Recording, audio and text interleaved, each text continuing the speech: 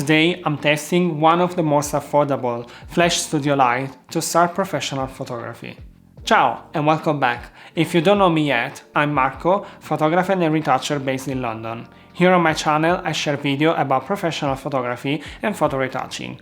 Please subscribe to my channel and like this video pressing the button below. So I wanted to share with you all my thoughts and my feedback about this flash studio light, which I found perfect to start studio photography. This flash is very compact, fits in the palm of your hands, and weighs relatively little, 1.3 kilos. The cap that protects the bulb is the classic one from the old series of flashes with the halogen pilot light, the narrow and long one, I mean. In fact, it could be half of the size if it had been redesigned, which would have made it even more compact, but those are details. Obviously, it has bow and mounts, which makes it comparable with countless modifiers among the most common ones on the market. The lever for attaching and detaching accessories is sturdy, and it's unlikely that they will detach on their own. We cannot expect the best build quality, but at least it's not making any cracking noise, and the outer plastic with the texture seems less cheap than it really is. The bracket at the bottom that holds the flash in place is not bad at all, allowing you to tilt the head and attach even very heavy soft boxes securely. Guide number is 53, comparable to the most powerful hot show flashes on the market, and is also available in a 300-watt version with a guide number of 58.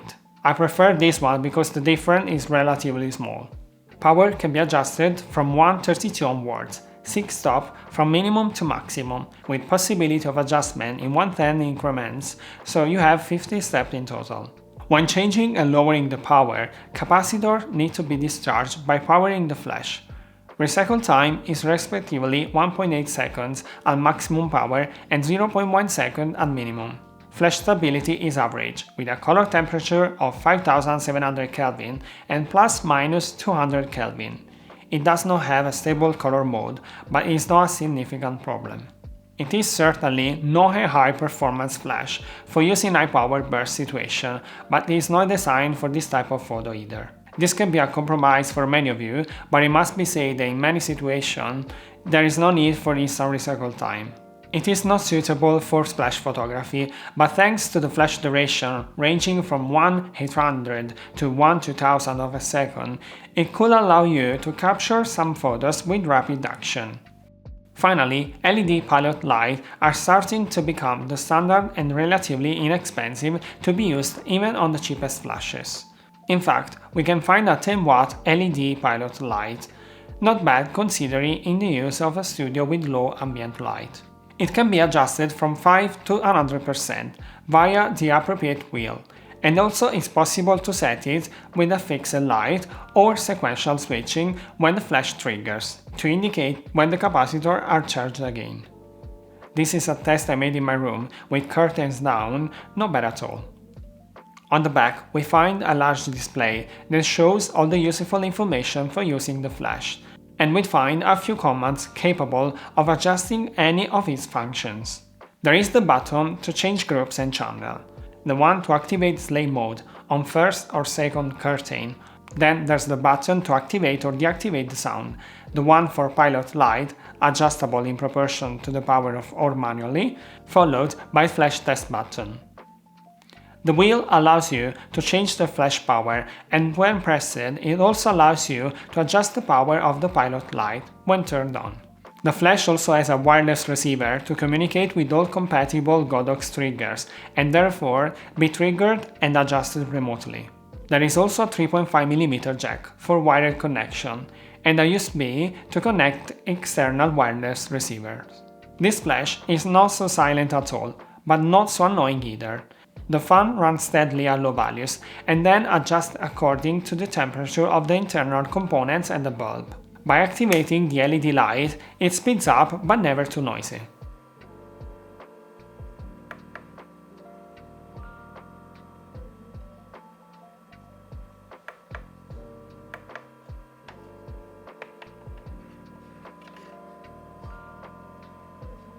I've used them for jewelry session where I used this flash from 1/8 to 1/2 power, and also tried it for this photo shoot where it performed well as a background light. I haven't had the opportunity to use it as primary light for portrait, but let's do a quick test right away. I installed a 90cm deep softbox with a double diffusion layer, inner and outer, setting up the most classic portrait setup. More or less, the final part of the softbox is 1.2 meters away from me, and I'm shooting at ISO 100, aperture 9 and shutter 1/125th. Flash power is set to 1/2, equivalent to using a classic or short flash at maximum power. By increasing the power to the maximum, I was able to shoot at aperture 13, still ISO 100, which is not bad considering that by increasing the ISO to 200 or 400, we can have 1 or 2 more stops to cover full figure situation or in case of using our larger softboxes. I believe I've mentioned everything there is to know about this flash, except the price. It is available on Amazon for £100, while on other websites you can find also other cheaper prices, for example on AliExpress. This price makes it the cheapest studio flash on the market, which is the most affordable in fact, and also there's no any other competitor at this price. A perfect light for beginner photographers who don't have much budget to invest in more expensive flash lights, a very balanced light that will allow you to take studio photos without too many pretensions, perfect for approaching the flash world or to use it as a secondary light. I hope you guys enjoyed this video. Let me know your thoughts about this studio light down below in the comments. Don't forget to subscribe to my channel and also like this video.